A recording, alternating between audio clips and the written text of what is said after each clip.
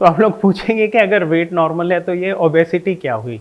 लेकिन actually scientifically देखा गया है कि कुछ लोग होते हैं जिनका वेट नॉर्मल है, दैट मीन्स उनका बॉडी मास इंडेक्स 25 से नीचे नीचे है, लेकिन उनके जो बॉडी में फैट का परसेंटेज है वो नॉर्मल से हायर है।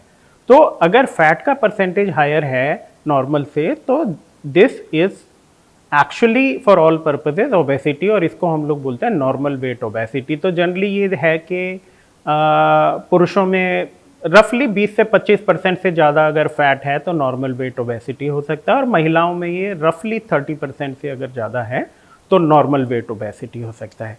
नाउ द क्वेश्चन इज कि अगर वेट नॉर्मल है और ओबेसिटी है तो क्या होता है। ये फैट, पहली चीज़ ये कि ये फैट जनरली विसरल फैट होता है जो बॉडी के ऑर्गन्स के पास में होता है। दूसरी चीज़ है कि क्या जो लोगों के नॉर्मल वेट ओबेसिटी है उनको ओबेसिटी से रिलेटेड रिस्क है। तो एक्चुअली में ये देखा गया है कि उनको वही रिस्क हैं जो अदरवाइज ओबीस लोगों को होती हैं, जिनका वेट BMI 30, 35, 40 है। तो उनको डायबिटीज़ की रिस्क भी हाई है, उनको ब्लड प्रेशर की रिस्क भी हाई है, उनको हार्ट डिजीज़ की रिस्क भी हाई है, और सेम वे उनको कैंसर की रिस्क, जो ओबेसिटी रिलेटेड कैंसर हैं उनकी रिस्क भी हाई होती है। तो इसलिए ये चीज़ इंपॉर्टेंट है कि you should be aware normal weight obesity एक एंटिटी है। नाउ क्वेश्चन इज कि ये एंटिटी को हम आइडेंटिफाई कैसे कर सकते हैं, हाउ डू यू नो कि आपको नॉर्मल वेट ओबेसिटी है।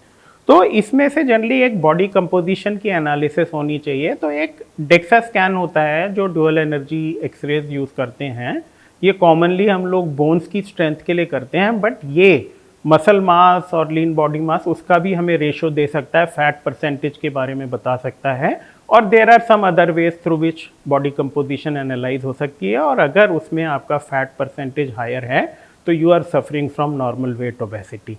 Eight the same time, if it is identified, you can again act to do something to improve your body।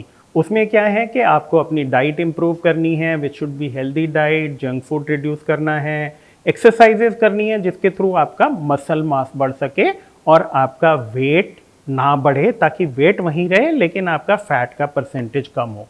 अगर ऐसा होगा तो आपकी जो ओबेसिटी रिलेटेड रिस्क हैं वो कम हो जाएंगी।